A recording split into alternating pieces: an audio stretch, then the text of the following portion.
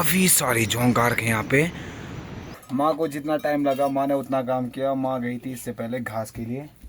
कोनी जी तो भगवान को चढ़ाया जाता है। और जो ये तिमला का पत्ता है इसमें जो हमने पूरी पकौड़ियाँ और बहुत चीज़ें बना रखी है उसको रखेंगे। हेलो जी, करते हैं फिर से एक प्यारी सुबह के साथ एक प्यारे ब्लॉग की शुरुआत। सबसे पहले आप सभी लोगों को मेरा प्यार भरा नमस्ते। मेरा नाम अन्नुविष्ट, एक बार फिर से स्वागत है देवभूमि उत्तराखंड के प्यारे से गांव बांजबगढ़ से। तो दोस्तों कल हम गए थे सुताल झलता ट्रैक में और वहाँ जन्माष्टमी का मेला लगा था और काफ़ी लेट हो गई थी हमें वहाँ। लगभग 7 बज चुके थे वहाँ से आने में और रात को बहुत अंधेरे में आए हम घर। तो एडिटिंग करते करते बहुत टाइम हो गया था। तो आज आपको पता ही होगा आज घी संक्रांत है। आप सभी लोगों को घी संक्रांत की हार्दिक शुभकामनाएं और आप अपने परिवार के साथ और इस त्यौहार को बढ़िया ढंग से मनाएं। तो दोस्तों आज मैं भी जा रहा हूँ छानियों में, क्योंकि मम्मी पापा लोग छानियों में ही रहते हैं और घर में सिर्फ छोटी बहन और मैं ही रहते हैं।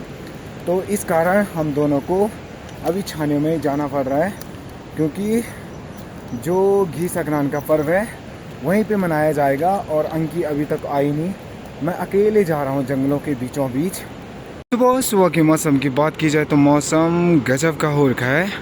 आज सूर्य देव भी आ चुके हैं और सामने वाली चोटियों पे कोहरा लग रखा है, जिस कारण जो सामने के गांव थे ना दिखना भी बंद हो गया है। और इधर जो हमारा लाखी गांव था आधे से ज़्यादा तो कोहरे ने ढक लिया है। और ये प्यारा हमारा गांव बांजबगढ़ है और सामने देख रहे होंगे आप ये हमारी कुल देवी माँ गौरजा माई का मंदिर है। जय माता दी। दोस्तों जैसे जैसे हम जंगलों के रास्ते से आगे बढ़ते हैं तो हमें कई सारी चीज़ें देखने को मिल जाती है। जैसे आपको पता नहीं होगा हमारे जंगलों में जोंक भी होते हैं। तो दोस्तों बहुत खतरनाक काटते हैं तो बिल्कुल खून आ जाता है। तो अभी मैं उसी रास्ते से जा रहा हूँ जहाँ पे काफ़ी सारे जोंक होते हैं। जो ये वाला पोर्शन है ना हमारा पानी यहीं से आता है बांजबगढ़ गांव के लिए। पाइपलाइन आप देख रहे होंगे ये पूरा बांजबगढ़ के लिए पानी सप्लाई करता है यहाँ से। और जो ये पोर्शन है ना पूरा यहाँ पे काफ़ी संख्या में जोंक रहते हैं। जैसे यहाँ से लोग आना जाना स्टार्ट करेंगे तो उन्हें पता चल जाता है कि इंसान आने बैठ गए हैं। तो जैसे मैं बात कर रहा था ये देखो,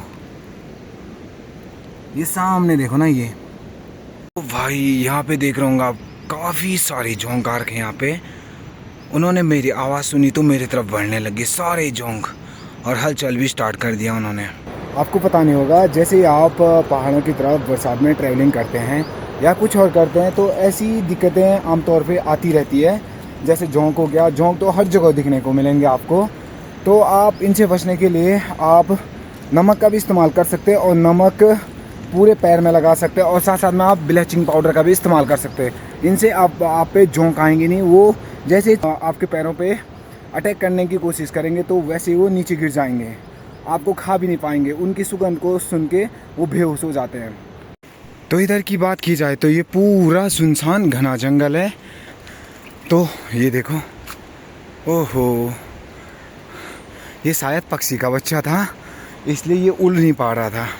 तो जैसे ही मैं आया उसने मेरे को देखा होगा तो डर गया हो और सीधे पेड़ पे चले गया। उसकी माँ भी साथ साथ में आ गई थी उसके साथ। आजकल आपको पता ही है कि बरसात के सीज़न में भालू हो गया, बाघ हो गया, आजकल घरों की तरफ भी आने लग जाते हैं, क्योंकि खेतों में कोदा हो गया, झंगोरा हो गया और फिर मक्का हो गया, कद्दू हो गया, ककड़ी हो गई, काफ़ी सारी चीज़ें लग जाते हैं। तो वो खाने के लिए घर की तरफ, हमारे घरों की तरफ भी बढ़ने लग जाते हैं।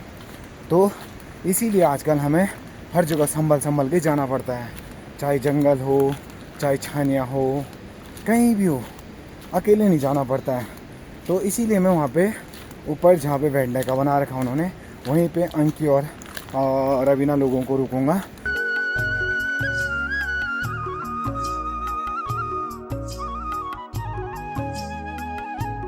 तो दोस्तों आपको पता ही होगा जो पहाड़ों के लोग रहते हैं ना बहुत ज़्यादा परिश्रमी रहते हैं। ये सामने देख रहे होंगे कंडी में भर भर के, मतलब कि सोटी में भर भर के सामान जो मतलब राशन है उसको घर से छानियों की तरफ ले जाते हैं, लगभग 4-5 किलोमीटर बिल्कुल खड़ी चढ़ाई में। और ये सोटी में देख रहा हूँ भर भर के ले जा रहे हैं, पूरी सोटी भरी पड़ी है।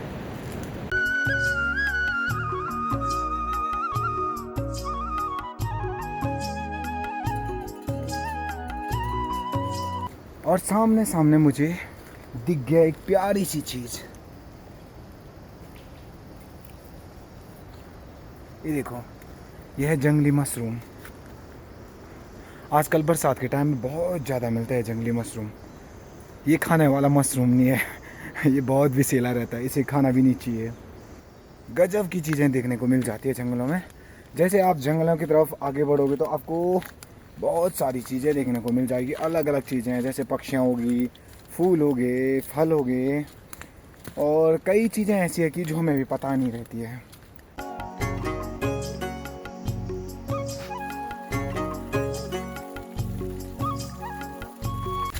तो दोस्तों फाइनली मैं भी पहुंच चुका हूं छानियों में, और अब मैं जा रहा हूं मम्मी से मिलने के लिए। मम्मी अकेले अभी, पापा कहीं जा रखे हैं। ओहो हो। तो दोस्तों माँ को जितना टाइम लगा माँ ने उतना काम किया। माँ गई थी इससे पहले घास के लिए, और घास से तुरंत आने के बाद माँ ने घर की पूरी लिपाई पुताई कर दी है, और साथ साथ में खीर भी रख दिया है। और इसके बाद जो काम बचा है वो छोटी बहन अंकी का ही बचा है, हलवा बनाना, पूरी बनाना, पकौड़ियाँ बनाना, और साथ साथ में जो और चीज़ें रहती हैं वो सारा अंकी करेगी। तो दोस्तों फाइनली मुझे मिल चुका है एक काम, बैलों को खोलने का।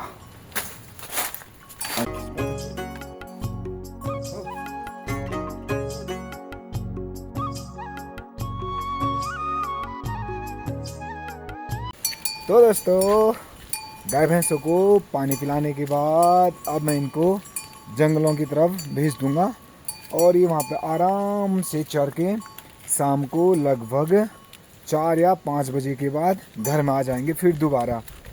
तब तक मैं और घर का और काम भी कर लेता हूँ, और मम्मी के साथ पूरियाँ और पकौड़ी और जो हलवा बनाएगी थोड़ा हाथ बटा देता हूँ माँ का, थोड़ा माँ को हेल्प मिल जाएगी।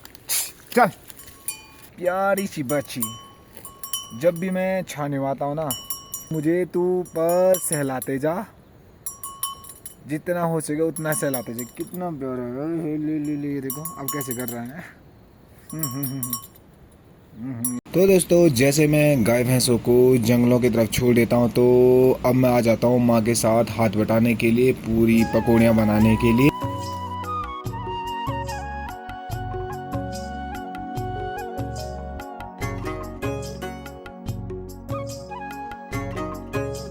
तो दोस्तों फाइनली मैं लेके आ गया, ये कुंजी हो गया, और ये तिमला का पत्ता, और एक ककड़ी भगवान को चढ़ाने के लिए।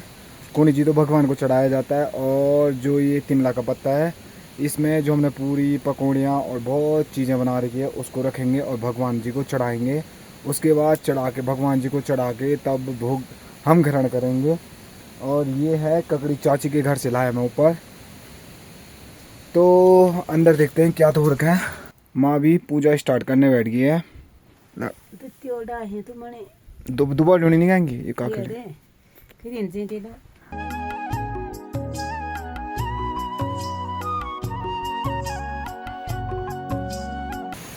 तो दोस्तों माँ ने दिया ये भगवान को चढ़ाने के लिए, जो हमारे भैरव देवता रहते हैं, रक्षापाल देवता। तो सबसे पहले पूजा करने के बाद उन्हें ही चढ़ाया जाता है यहाँ पे। तो मैं यहाँ पे रख दिया है भैरव देवता को। तो मैं अब चलता हूँ ऊपर।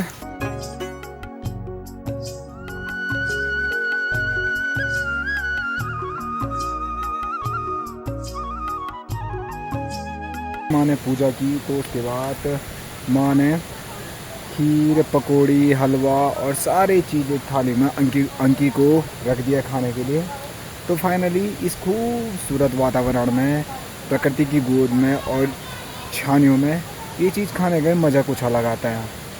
तो दोस्तों आपने भी खाया होगा कभी छानियों में, कभी बनाया होगा छानियों में, काफ़ी मज़ा आता है। जो भी चीज़ें, हर चीज़ें बहुत टेस्टी लगती है। तो दोस्तों फाइनली सारा काम ख़त्म हो गया और घी संक्रांत का जो त्यौहार था वो भी अच्छे ढंग से मना लिया है। तो पूरी भी खा ली, पकौड़ियाँ भी खा लिया, हलवा खा लिया, पेट भर गया पूरा खा के। तो दोस्तों अब मैं भी निकलता हूँ घर की तरफ। मिलते हैं फिर से एक नए ब्लॉग में, तब तक के लिए बाय बाय।